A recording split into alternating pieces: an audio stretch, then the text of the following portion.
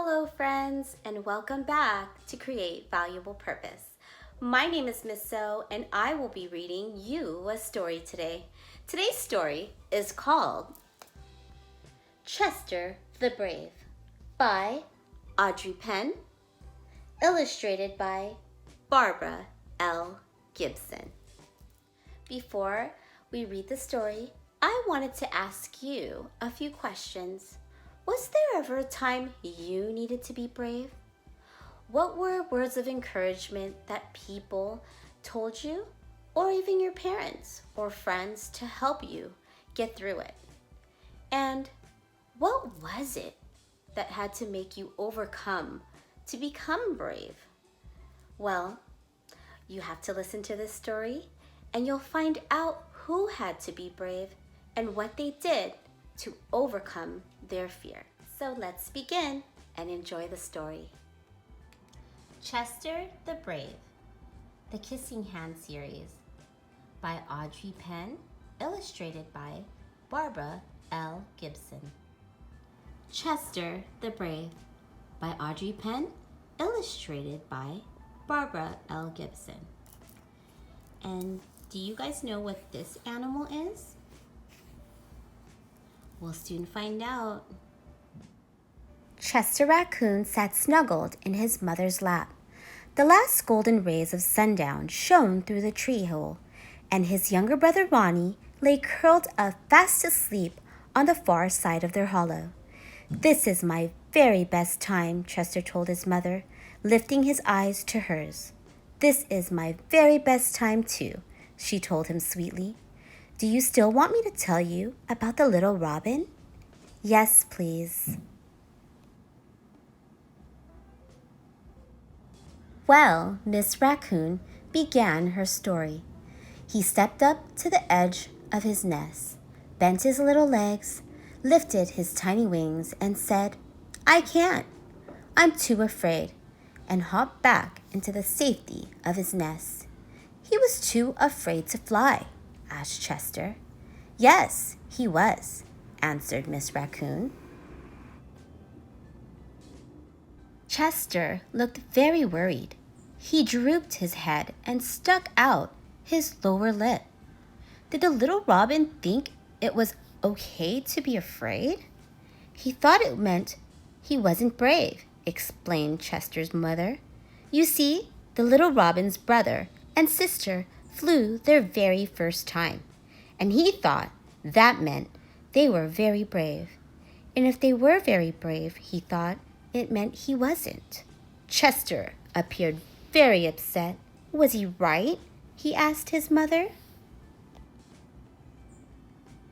Miss Raccoon smoothed out the fur on top of Chester's head. "Well, the little robin's father told him that it wasn't that his brother and sister were brave. It was the fact that they simply weren't bothered."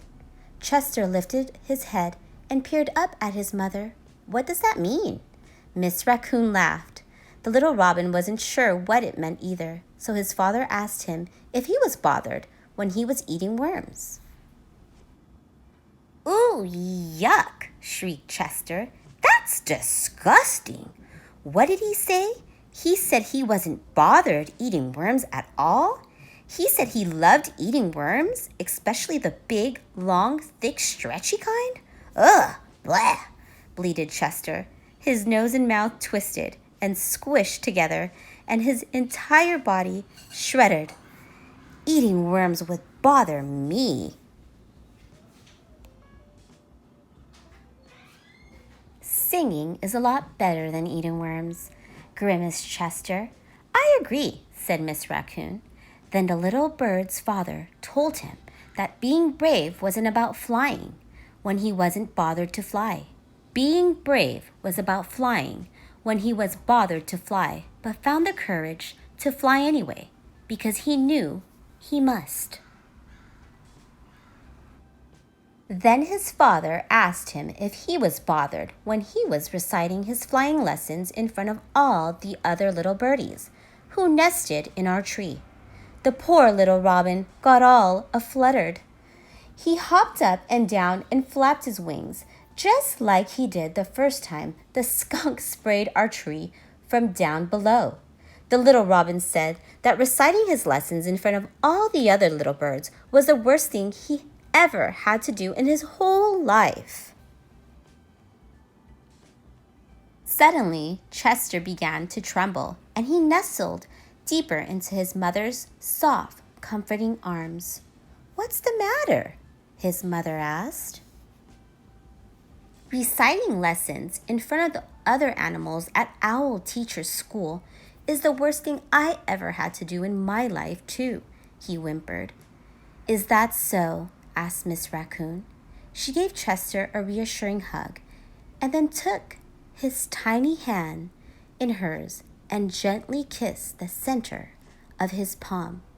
"Should I tell you what happened to the little robin, or would you rather jump on top of Ronnie and wake him up for school?" Chester giggled. "I want to know what happened to Robin." Well, the very next day, the little robin's mother tucked one of her own tiny flight feathers into his wing and told him it was for good luck. So even though he was still bothered about reciting his lessons, the tiny bird stood in front of all the other birdies in our tree and twiddled. "I lifted my head to the clouds. I pushed off with my feet. I flapped my wings and let the gentle breeze take me for a ride." And while he was still afraid to fly, he found the courage he needed and said to himself, "I am very brave." Then he stepped up to the edge of his nest, spread his wings, pushed off with his feet, and flew away.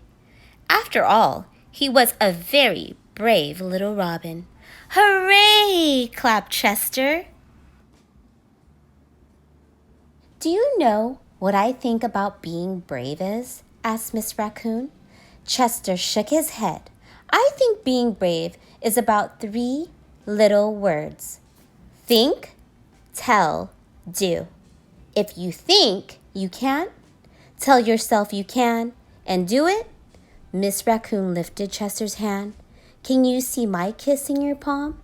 Chester laughed. "No." "Well, you know it is there, and it's for luck, just like the robin's little feather." Chester jumped off his mother's lap, bent his knees, opened his arms, and yelled, "I am very brave." Then he ran to the other side of the hollow and with a flying leap landed on top of his brother. "Wake up, Ronnie. It's time for school." Chester the Brave has a speech to make. Later that night, Chester Raccoon stood on a branch at Owl Teacher's school. He remembered what his mother said about think, tell, do. If I think I can't, I tell myself I can and do it. And he found the courage he needed to tell himself, "I am very brave." Then he opened his hand, and there, in the middle of his palm, was his mother's gentle kiss for good luck. And even though Chester was still the tiniest bit afraid, he recited his lesson in front of all the other animals. After all, Chester is a very brave little raccoon. Thank you, boys and girls, for joining me today while reading Chester the Brave. I hope you enjoyed it as much as I enjoyed reading it to you. Until then, you take care, and I'll see you soon. Bye. Remember, friends, just like Chester's mom told Chester, whenever you're afraid or have some type of fear, remember to think, tell, do. If I think I can't, I tell myself I can do it. So keep that in mind if ever you need to be brave and you're scared to do something. All right, friends? Remember, friends, reading is magical, reading is fun, and reading broadens your imagination. So keep on reading, keep being amazing, and don't forget to always stay awesome.